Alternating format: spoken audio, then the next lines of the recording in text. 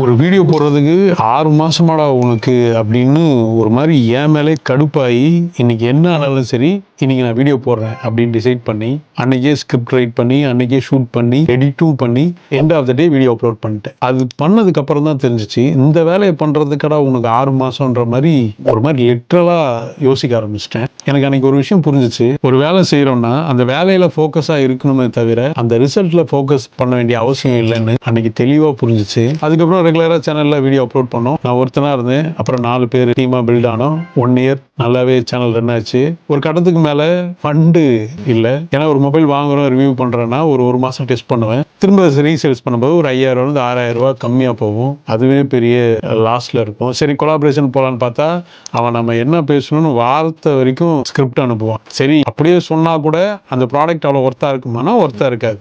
இது என்னடா அது நம்ம கஷ்டப்பட்டு சேனல் ஆரம்பிச்சு அவன் சொல்றதை நம்ம கேட்கணுமான்னு கொலாபரேஷனையும் அவாய்ட் பண்ணிட்டேன். ஒரு ஸ்டேஜுக்கு மேல சேனலை ரன் பண்ண ஃபண்ட் இல்லை. சரி இருந்த எல்லா சோர்ஸ்ட்டையும் கடன் வாங்கியாச்சு. சரி ஓகே அப்படின்னு சொல்லிட்டு பசங்களுக்கு எல்லாருக்கும் சேலரி கொடுத்து சரிடா நீங்க வெளியே போய் வேலைக்கு பாருங்க நான் தேவைப்படும் போது கூப்பிடுறேன் அப்படின்னு சொல்லி சேனலை க்ளோஸ் பண்ணல. இப்போ வரைக்கும் ஹோல்டில் தான் வச்சிருக்கேன்.